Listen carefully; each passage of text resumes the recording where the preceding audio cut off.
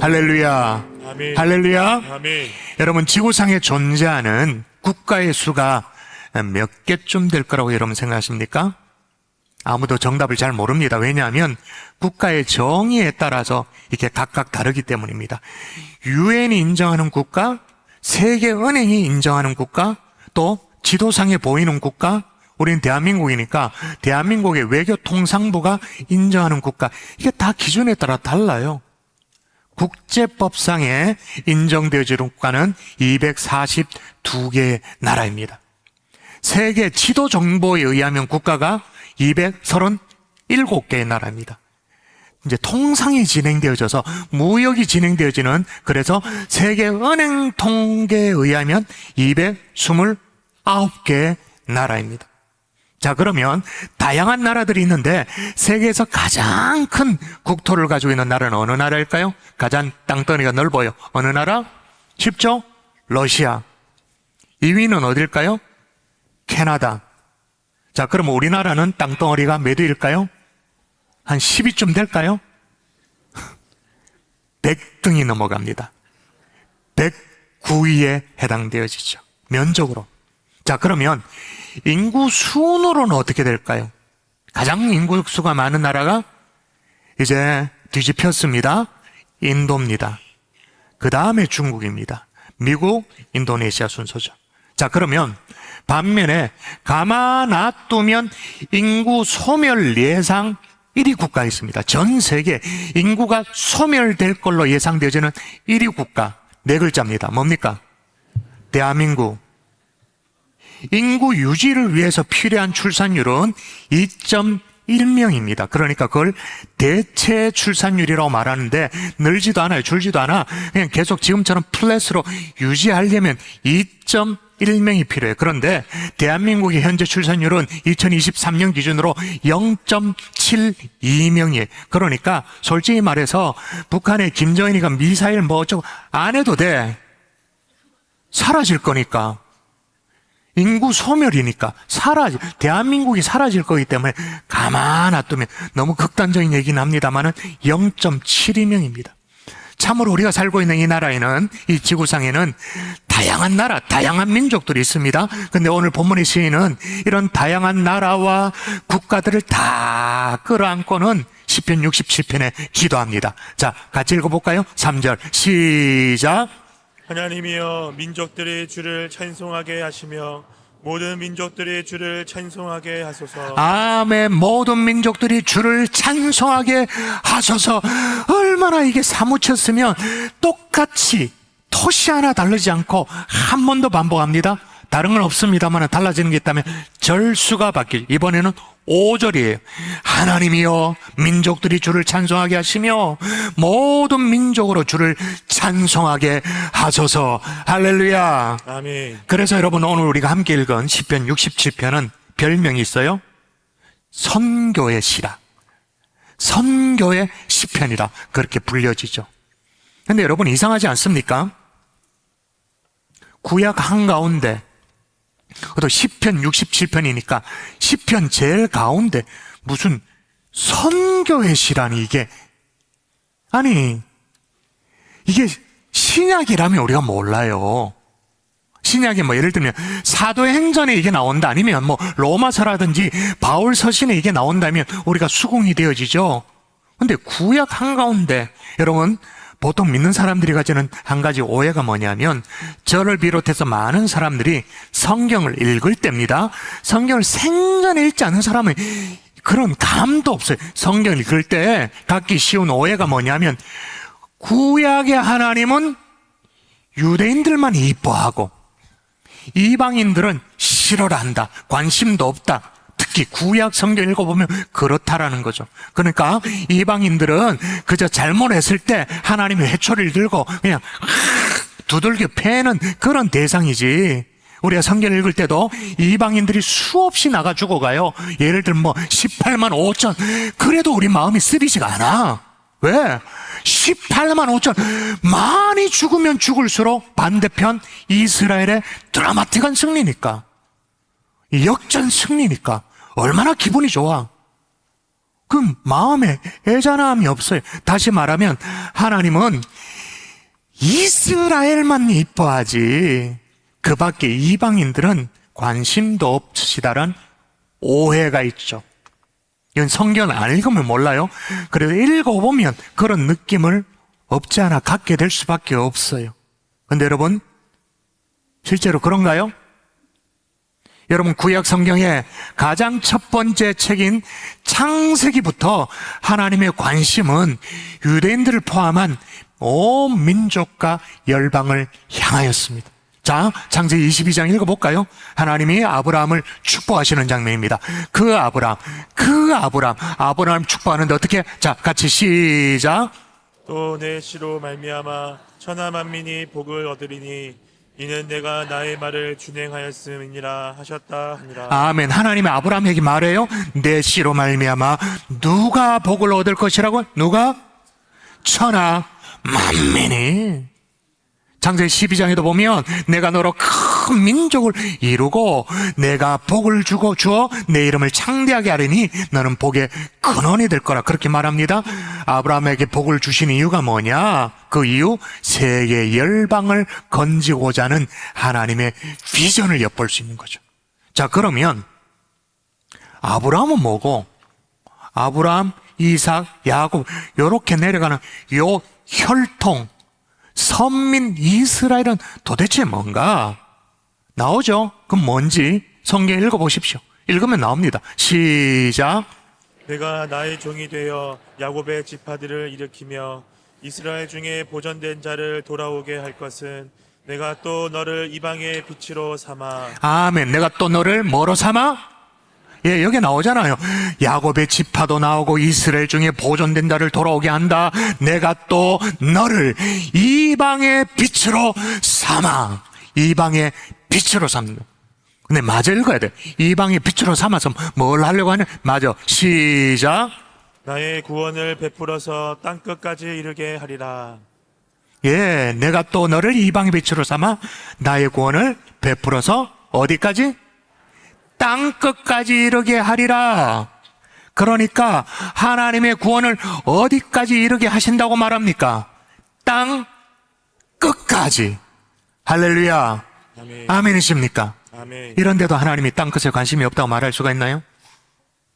이방인에 관심이 없다고 말할 수가 있나요? 뭐 어찌다 하다 보니까 성자 예수님이 이 땅에 계실 때 사람들이 막 몰려가지고 어쩔 수 없이 막 십자가를 지고 막 돌아가시니까 우약고, 야, 내 아들이 저렇게 십자가에 죽었는데 그 죽음이 허투루 돌아가면 안 되지. 그래 갑자기 가로놓게 신약 시대에 와서 하나님이 막 영혼 구원에 대해서 안달이 나신 거예요? 막 성령을 부어주셔가지고는 오직 성령이 너에게 임하시면 너희가 권능을 받고 예루살렘과 온 유대와 사마리아로 땅끝에 이르러까지 내 증인이 되리라. 가로놓게 그렇게 말씀하셨나요? 사도 바울 같은 사람 막 디기 가슴이 뜨거워가지고 예루살렘, 소아시아, 로마까지 땅끝까지 복음을 전하 그랬나요? 아니죠. 성경을 보면 처음부터 일관된 하나님의 관심사는 땅끝이었는 줄 믿습니다. 아멘. 그래서 오늘 시인이 뭐라고 고백합니까? 다시 읽어볼까요? 하나님이 시작. 하나님이 우리에게 복을 주시리니 땅의 모든 끝이 하나님을 경외하리로다. 할렐루야. 아멘. 하나님을 경외하는데 뭐가?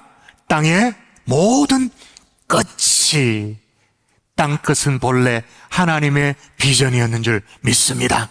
아멘. 그러므로 65주년을 맞이하는 우리 경산중앙교회 또 땅끝을 향해 다시 선교적 교회로 일어서야 할 줄 믿습니다. 아멘. 다시 선교적 교회로 일어서는 데 있어서 근본적인 이유가 있어요. 따라하십시다.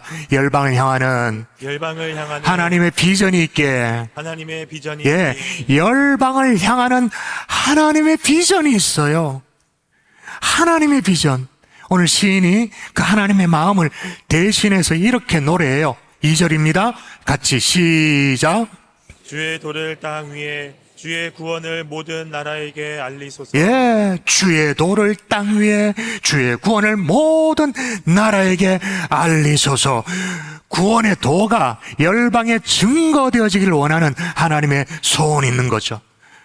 예수 그리스도의 보혈이 그로 말미암은 구원의 이 도가 세계 모든 열방에 전파되어지기를 주님은 소원하시는 줄 믿습니다. 아멘. 우리만 알고 우리만 구원받고 우리 가족만 죽으면 천당 가고 이런 게 아니라 지금도 세계 열방을 내 하나님이 정말 복음이 전파되기를 원하시죠.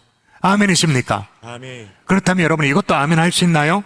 이 일이 구원의 도가 세계 열방에 증거되어지는 이 일이 저와 여러분을 통해 이루어지기를 원하신다는 것 아멘이십니까? 아멘. 선교부 이런 게 아니고 선교사 이런 게 아니고 저와 여러분을 통해서 이루어진다. 여러분 이건 성경이 계속 얘기하고 있어요. 자, 이 맥락을 이해하기 위해서 에스겔서 말씀을 읽는데 자, 여러분의 죽어가고 있는 국어 실력을 깨우세요. 이게 뭔 말인지를 알고 읽어야 돼요. 자, 파악하면서 읽으세요. 시작. 내가 악인을 깨우치되 그가 그의 악한 마음과 악한 행위에서 돌이키지 아니하면 그는 그의 죄악 중에서 죽으려니와 너는 내 생명을 보존하리라. 저 말이 무슨 말이죠? 네가 악인을 깨우쳤다. 깨우쳤는데 그가 그 악한 마음에서 돌이키지 않으면 너는 책임이 없다. 알려줬는데도 못 받으면 그건 너의 책임이 아니다. 그 얘기를 하는 거예요. 자, 18절 뭐라고 말합니까? 같이 읽을까요? 시작. 내가 깨우치지 아니하거나 말로 악인에게 일러서 그의 악한 길을 떠나 생명을 구원하게 하지 아니하면 그의 핏값을 내 손에서 찾을 것이고. 그런데 반대로 깨우치지 아니하면 그리고 말로 전해서 생명을 구원하게 하지 아니하면 그 책임은 누구에 있다? 그 핏값을 누구에게서 찾는다? 너의 손에서 찾을 것이다. 그래서 여러분 우리가 선교대회도 하고 가을 구역 대시망을 하면서 선교서 태신자도 작자하고 영혼구원을 위해서 애를 쓰는 거예요. 이 땅끝을 향한 하나님의 비전을 조금이라도 이뤄드릴 수 있는 하나님의 종들 될 수 있기를 주 예수의 이름으로 축원합니다. 아멘. 축원합니다. 아멘. 그런데 그렇게 구원의 도가 열방에 알려지기를 소원하세요? 원하세요? 그래서 어떻게 되기를 원하시는가? 3절이에요. 하나님이여 민족들이 주를 찬송하게 하시며 모든 민족들이 주를 찬송하게 하소서. 뭐예요? 세상 모든 민족들로부터 찬송받기를 원하시는 하나님, 예배받기를 원하시는 하나님. 아멘이시죠? 아멘. 창조주 하나님이 계시다. 까불지 마라. 하나님이 계시다. 그치, 하나님이 계시지. 인정받기를 원하시는 그 하나님이시다, 그 말인 거예요. 랍비들이 전하는 그런 얘기가 있어요. 전하는 그냥 얘기입니다. 창조주가 5일 동안 모든 창조를 다 끝냈대요. 우리가 알고 있는 6일 창조와는 다른 얘기예요. 하나님께서 이제 한 천사를 불러다가 물었습니다. 아직도 더 만들어야 될 것이 뭐가 있느냐라고 물었어요. 그때 천사가 대답을 합니다. 하나님의 손으로 만들어진 것이 모든 것이 완벽합니다. 근데 조금 머뭇거리는 듯해요. 그래서 얘기해 보라고 그러니까 천사가 조금 용기를 내가지고 조심스럽게 말을 합니다. 한 가지만 더 만드신다면 이 완벽함을 찬양할 입술이 필요합니다. 그래서 하나님이 사람을 만드셨는데 또 찬양할 입술을 만들기 위해서 인간을 만드셨다라는 그냥 전해오는 이야기예요. 그런데 이 얘기가 성경의 가르침과 크게 배치되지 않아. 통하는 면이 있어. 자, 읽어보십시다. 성경 읽으십시다. 자, 이 백성은 시작. 이 백성은 내가 나를 위하여 지었나니 나를 찬송하게 하려 함이니라. 뭐하게 하려 함이니라? 찬송하게. 이 백성, 여기는 이 백성이라고 말하고 있습니다만 열방이 찬송하기를 우리 주님은 원하고 계시는 거예요. 아멘. 사도 바울이 이걸 너무나도 뼈저리 있게 깨달아서 뭐라고 얘기하냐면 모든 열방들아 주를 찬양하며 모든 백성들아 그를 찬송하라. 아멘이십니까? 아멘. 여러분, 이 찬송이 오늘 이 경산중앙교 예배당 안에서뿐만 아니라 땅끝에서도 찬양받기를 원하시는 하나님의 소원인 줄 믿습니다. 아멘. 퀴어가 퀴어를 자랑하고 동성애를 자랑하고 퍼레이드를 할 때 그 반대편이지만 반월 땅에서도 하나님이 인정되어지는 찬양받기를 원하시는 하나님이신 줄 믿습니다. 아멘. 그래서 결국에 오늘 시인은 7절에 뭐라고 말합니까? 마지막에 다시 한 번 더. 자, 땅의 모든 것 시작. 땅의 모든 끝이 하나님을 경외하리로다. 아멘. 땅의 모든 것이 예배하기를 원하시. 그래서 여러분, 우리 교회는요 2010년부터 꽤 오래됐죠. 2010년부터 4대 선교 전략지를 결정을 했어요. 4대 선교 전략지. 중동 이국이라고 들어보셨죠? 잊어버리기도 하셨습니다만 중이 뭐냐? 몽골을 중심으로 하는 중아시아권. 또 중동, 동은 뭐냐? 중국, 캄보디아, 베트남 등등 해서 동남아시아권. 그리고 중동 이 이슬람권. 이 국내 외국인 노동자, 유학생들, 그리고 다문화 가정, 국내 선교. 그 결과로 여러분, 우리는 중동 이국이라고 이슬람권이라고 말했으니까 우리가 1호 분립개척을 하기 전에 2호 분립개척을 하기 전에 우리는 이 인근에 분립개척교회를 세우기 전에 선교지에 먼저 최초로 교회를 세웠죠. 이스탄불 중앙교회. 역시나 똑같네요. 1부도 2부도 아무도 감동을 안 해주셨어요. 여러분은 그게 어떤 마음인지 모르죠. 저는 이렇게 마음이 달아올라요.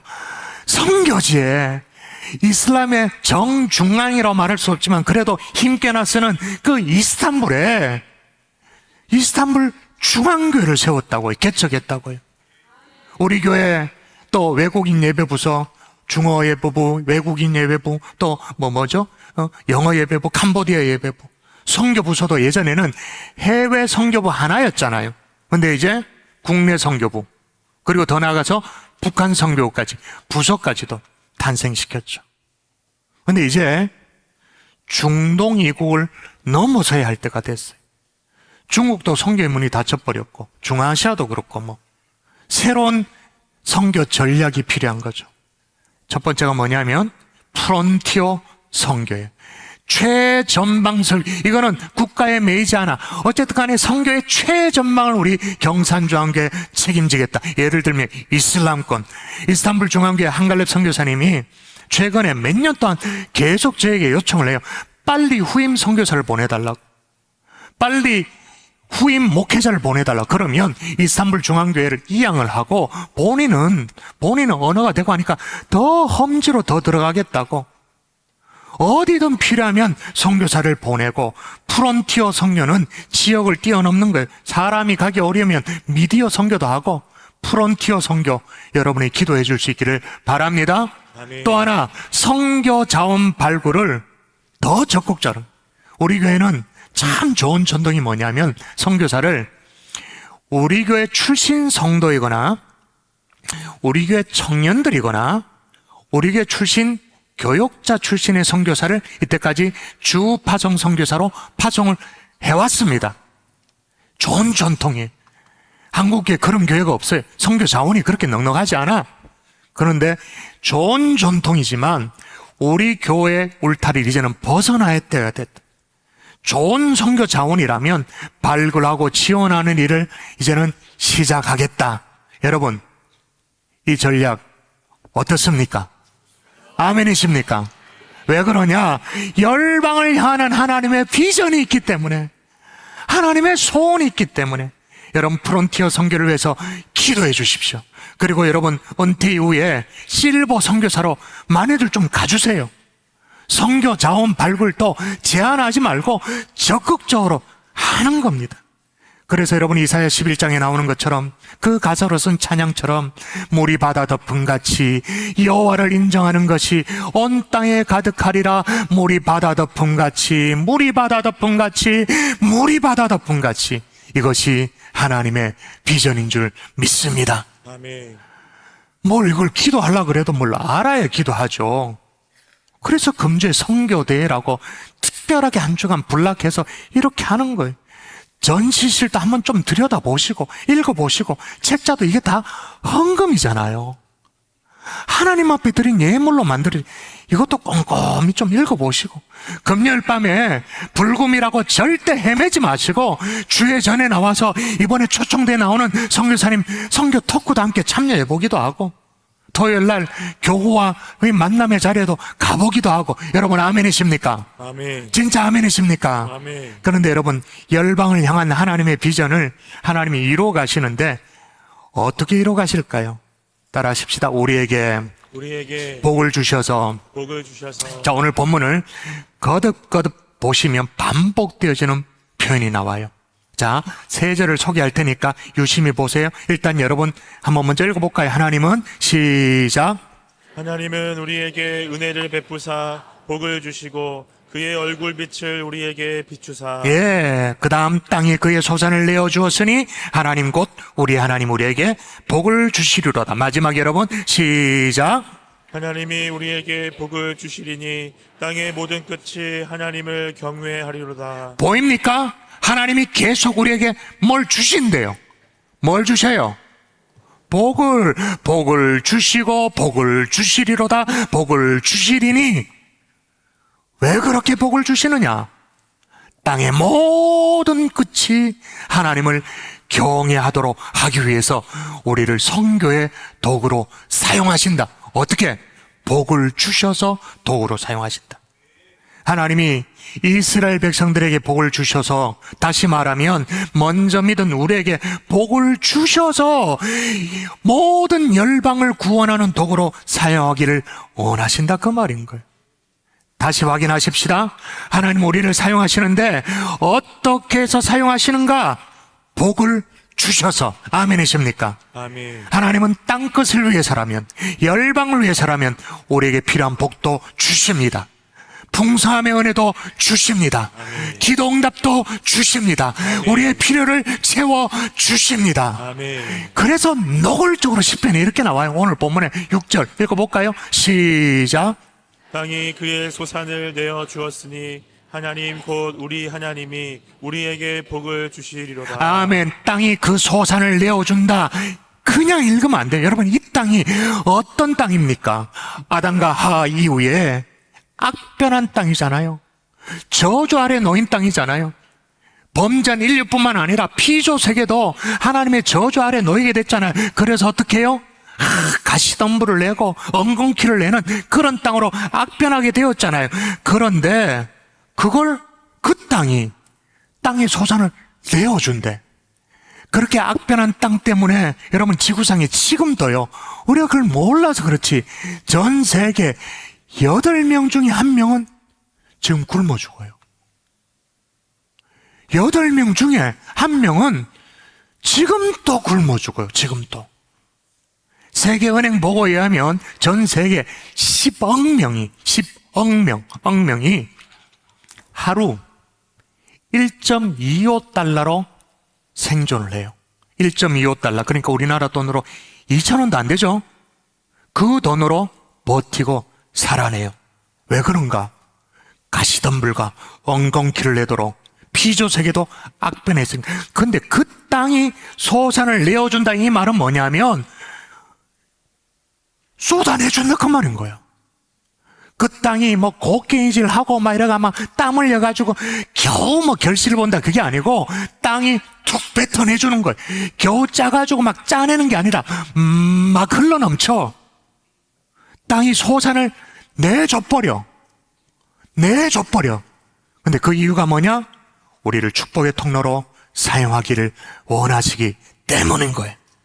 땅의 모든 것이 하나님을 경외하는데 쓰임받도록 우리를 복 주시는 거죠. 여러분, 조국 대한민국이 형편없었잖아요. 전쟁이 끝난 게 지금 얼마 됐습니까? 여러분, 우때 한 대만 올라가면 다 알잖아요. 먹고 사는 걱정을 해야 되잖아요. 그래서 맨날 인사가 밥 잡수셨냐고, 식사하셨냐고, 먹는 게 한이 됐던 나라.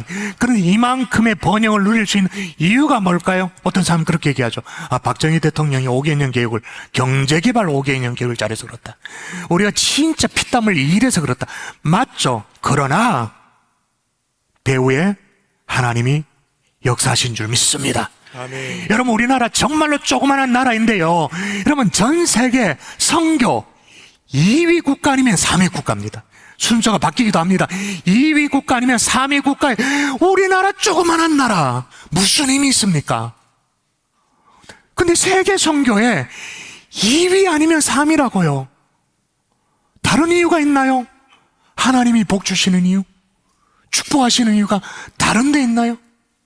여러분, 하나님이 복 주시는 이유가 우리는 우리가 복 받고 우리가 잘 살기 위해서 복 달라고 말합니다만 하나님은 관점이 달라요.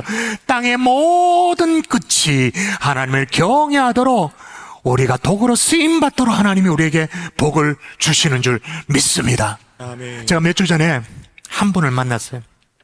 코스타 집회에서 알게 된 분인데, 이분이 최근에 형무소에서 복역을 마치고 가석방이 되셨어요.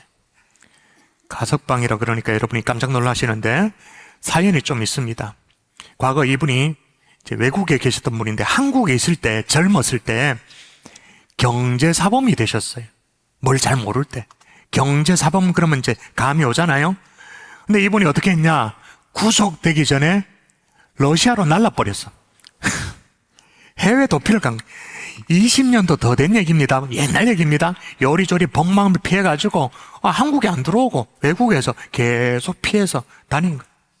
근데 그렇게 도피한 러시아에서 어떤 일이 벌어졌냐면 요나처럼 도망갔잖아. 도망갔는데 거기서 예수님을 제대로 만나버린 거예요. 자신이 얼마나 철저한 죄인인지를 깨닫게 알게 된. 그리고 제가 2번이나 러시아 코스타를 갔잖아요. 그 코스타 집회에서 은혜를 넘치도록 받았어요.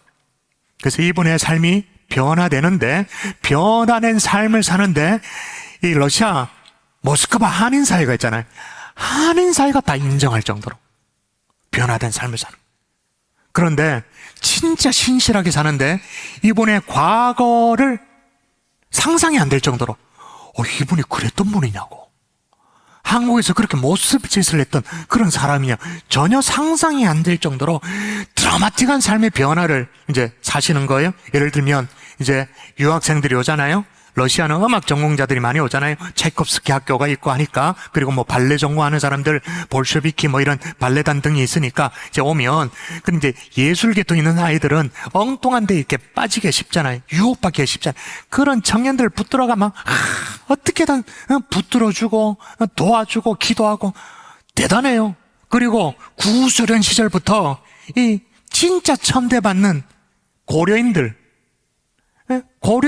취업 자리를 알선해주고, 러시아에서 살 길을 만들어주고, 저같이 코스타 강사가 오면 자기 집을 오픈해가지고 다 선교, 정성을 다해 섬겨주고. 그런데 해결하지 못한 문제가 있잖아요. 그게 뭐예요? 대한민국 사법부에서 치러야 될 죄값이 있잖아요. 그 이분이 결단한 거야. 자기 발로 비행기를 타고 인천공항에 들어왔어요. 구속을 자처한 거예요. 그래서 재판을 받았어요. 복역 기간을 마쳤어요. 그리고 가석방이 되어져서, 그리고 저를 찾아온 거예요. 이제 대화가 이루어지는데, 자기도 이제 감옥에서 있어 보니까, 자기가 경제사범이다 보니까 경제사범들이 함께 모인 그런 감옥에 있다 보니까 참 교훈도 많이 있었는데, 자기처럼 젊은 시절에 잘못을 저지른 40대 젊은 친구를 만났대요. 이 친구가 이 집사님의 변화된 삶을 보고는 너무 도전되어가지고 나도 예수란 사람을 믿어도 되냐고 그렇게 얘기해 오더래. 그래서 예수를 이렇게 믿으면 된다고 전도도 하고 잘 인도를 했는데, 이 40대 젊은 친구가 먼저 출소를 하고 나가서 한참 지나서 면회를 왔는데 완전히 얼굴이 사갔더래요. 완전 죽은 시체 같더래. 사연을 들어보니까 출소를 해서 이 갑상선 암 수술을 받았는데 열자마자 바로 닫았대요. 왜냐? 열어보니 림프까지 너무 깊게 이렇게 전이가 돼가지고는 바로 닫고 6개월 판정을 받아요. 6개월. 예, 이제 면회를 온 거예요. 보니까 항암에 막 시달리고 해서 삶을 거의 놓아버린 상태. 너무 안타깝더래, 이 집사님이. 근데 이 집사님도 시간이 되어져서 이제 출소를 하게 됐죠. 가석방이 되어졌습니다. 가석방 하고 난 뒤에 얼마 전에 이분도 심혈관 계통으로 별로 안 좋아가지고 진료를 받다가 똑같이 갑상선암 진단을 받게 된 거예요. 수술을 앞두고 저한테 온 거예요. 요즘 저한테 오는 사람 다 갑상선암 환자들이야. 하여튼 저한테 왔어. 목사님, 제가 이번에 수술을 언제 어느 날 하게 되는데 이 40대 젊은이에게 소망을 주는 수술이 되면 좋겠다고. 무슨 얘기냐면 내가 수술을 잘 마치고 난 후에 하나님의 은혜로 잘 견뎌내는 모습을 보여주면 이 친구가 도전을 받고 좀 삶을 놓아버리지 않고 살 소망을 갖지 않겠냐고. 내가 그렇게 쓰임받았으면 좋겠다고 그렇게 말하는 거예요. 야, 그래 참 고맙다, 감사한 고백이다 싶었죠. 근데 그 다음에 뭐라고 말하냐. 목사님, 저도 이번에 열었는데 림프에 전이가 되었으면 좋겠다고. 그 형제가 똑같이 그런 상태였으면 좋겠다고. 근데 하나님이 나를 붙들어 주셔가지고 그 은혜를 가지고 끝까지 삶을 살아내는 법을 그 젊은 친구에게 자기가 보여주면 좋겠다고. 그래 내가 어떻게 기도를 해야 할지, 림프에 전이가 되게 하여 주옵소서 기도를 해야 될지. 이분이 객기로 하는 게 아니에요. 진심이었어요. 진심으로. 여러분, 하나님은 필요하면 기도 응답도 주십니다. 우리는 복받고 살도록 하나님이 인도하시기도 합니다. 근데 그렇게 하시는 이유가, 하나님이 우리에게 복을 주시는 이유가 모든 사람들이 여호와를 경외하도록, 영혼들이 주께로 돌아오도록, 그 이유 때문에 우리에게 복을 주시는 거죠. 여러분, 지금까지 그렇게 하나님의 축복을 갈망했는데 속 시원한 은혜를 잘 누리지 못했어요? 이제 그 이유를 아시겠어요? 여러분의 관심이 땅끝에 있지 않았기 때문인 거예요. 순서가 중요해요. 여러분의 마음이 땅끝을 향할 수 있기를 주의 이름으로 축원합니다. 우리 주님이 서 있는 그 땅끝을 향할 수 있기를 주 예수의 이름으로 축원합니다. 순서가 중요한 거예요. 자, 이렇게 하나님이 우리에게 복을 주시는데 아주 특별한 복이 있습니다. 스페셜한 복이 있어요. 이 진짜 복이에요. 따라하십시다. 얼굴빛을 우리에게 비추사. 여러분, 오늘 시편이 1절인데 어떤 선언을 하고 1절이 시작되는지를 잘 보도록 하십시다. 자, 이거는 구조를 잘 이해해야 돼요. 시는 시적 운율이라는 게 있잖아요. 하나님 우리에게 은혜를 베푸사 복을 주시고 그 다음 그의 얼굴빛을 우리에게 비추사. 자, 윗대 줄에 보면 주신대, 동사 주시고, 아랫줄 우리에게 비추신대. 그런데 누구에게 주시느냐? 위에 줄에 보면 주시고 앞부분에 누구에게 주신다고 말합니까? 우리에게. 그죠? 녹색. 자, 비추는데 누구에게? 바로 앞에 우리에게. 그렇죠? 근데 하나님이 우리에게 복을 주시는데 그 복이 뭐냐 도대체. 그 복이 대칭 구조에서 여러분이 파악하셔야 됩니다. 우리에게 복을 주시는데 그 복이 뭐냐? 아랫줄 뭡니까? 얼굴빛을 우리에게 비추사. 시적인 표현으로 도대체 복이 뭐냐 설명하고 있는 거예요. 여호와의 얼굴. 여러분, 그래서 오늘 본문 6절을 그냥 오해하면 곤란해요. 제가 좀 전에도 말씀드렸습니다만 땅이 그 소산을 내어주었다. 하나님이 오곡복가를 내게 줬다. 물질의 풍요를 줬다. 번성함을 줬다. 그것이 복의 전부인 것처럼 오해하면 곤란해요. 오늘 시인은 하나님 우리에게 은혜를 베푸사 복을 주시는데 진짜 복이 뭐라고 해놨냐면 하나님의 얼굴빛. 하나님의 얼굴을 내가 죄인인 주제에 바라볼 수 있도록, 그리고 하나님도 우리를 향해 비추는, 얼굴을 비추는, 이게 진짜 복이라는 거예요. 여러분, 아멘이십니까? 아멘. 하나님의 얼굴을 대하는 이 복, 할렐루야. 아멘. 여러분, 우리가 인생을 살다가 왜 자꾸 흔들려요? 왜 자꾸 쓰러져요? 시마다 때마다 보는 게 자꾸 달라서 그래. 여러분, 우리 인생을 지탱하는 게 달의 힘에 있지 않아요? 균형을 못 잡아서 우리가 흔들리는 게 아니에요. 우리의 시선의 문제. 뭘 보느냐. 제가 러시아 얘기를 오늘 많이 했습니다만, 제가 러시아 코스를 갔을 때 정말 막 인형 같은 정말로 인형 같고 깡마른 볼쇼이 발레단에 유학한 자매를 만났어요. 진짜 인형 같아. 빼빼 말랐어. 유학 온 자매를 만났어요.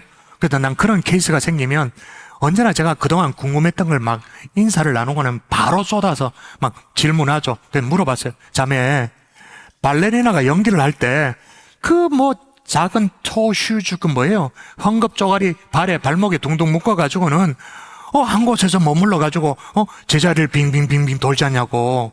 예, 이렇게 돌면 그러면 어리럽지 않냐고 제가 물었어요. 그게 뿌에떼라고 말하죠. 그죠? 뿌에떼.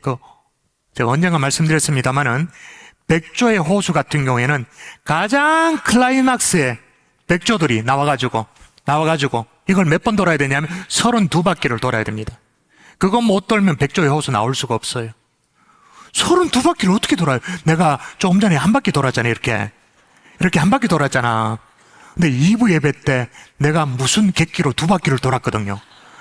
2바퀴를 돌고 제가 어지러하더라고요. 그 다음 말을 못 하겠더라고요. 2바퀴만 돌아도 그런데 32바퀴를 어떻게 돌아요? 제가 그렇게 물었더니 그 자매, 볼쇼이 발레단의 유학 온 자매가 대답을 해요. 이 자매는 그래도 신앙으로 한번 젊은 몇 달을 살아보려고 애를 쓰고 코스타 집회까지 왔으니까 목사님 그건 너무 쉬운 거예요. 그건 시선이 흔들리지 않기 때문에 어지럽지 않는 거예요. 그러는 거예요. 뭐라고 얘기하냐면 백조의 호수 마지막 클라이막스에 딱 발레리나 딱 서서 무대 중앙에 어떤 사람을 보든지 뭘 딱 본대요. 그리고 나서 딱 이제 시작하면 얼굴은 안 돌린대. 몸이 먼저 돌아간대. 그래 몸이 이빨이 다 돌아가면 빨리 머리를 돌려서 보던 것을 다시 보는 거예요. 단 1초도 보는 게 달라지지 않는데. 단 1초도 보는 그대로를 돌려서 바로 또 본대요. 그래야 어지럽지 않대요. 시선이 흔들리지 않아야 어지럽지 않는 거죠.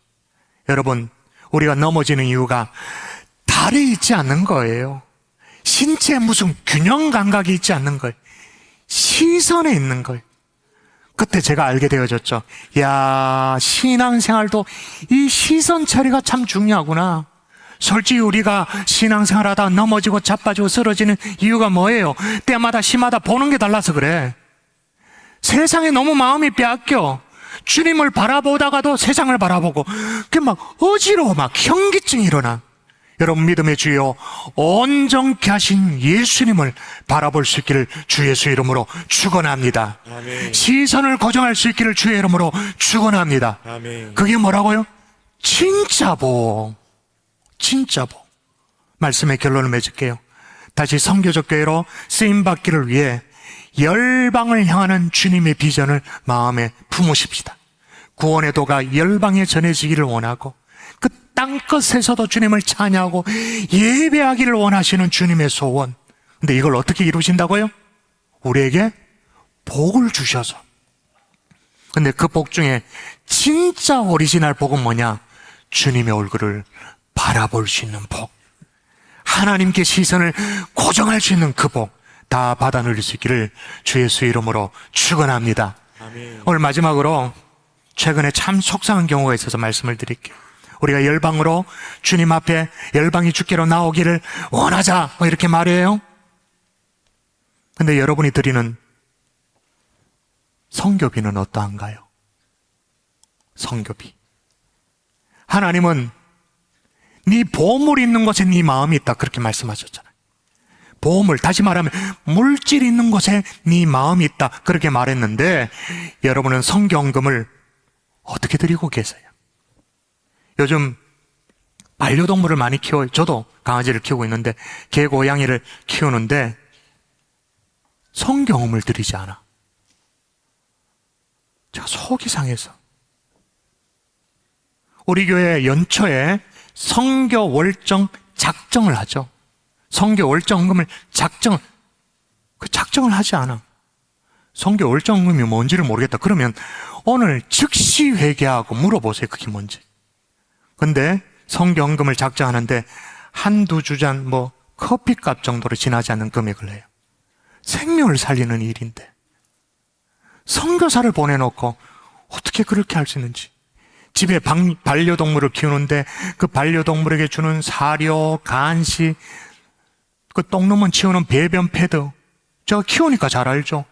액세서리, 방석, 뭐예요? 한 번씩 아프면 데려가는 병원비. 그렇게 쓰는 물질에 비교도 안 되는 성교헌금을 드리고 있다. 자기의 취미 생활에 비교도 안 되는 성교비를 드리고 있다. 하나님이 기뻐하실까요? 여러분, 적어도 집에 식구가, 아이들이 강아지를 하나 키우자 그러면, 얘야, 강아지가 키우는데 드는 경비가 이만큼 드는데 적어도 이만큼 이상은 나가 성교헌금을 용돈에서 드려야 돼.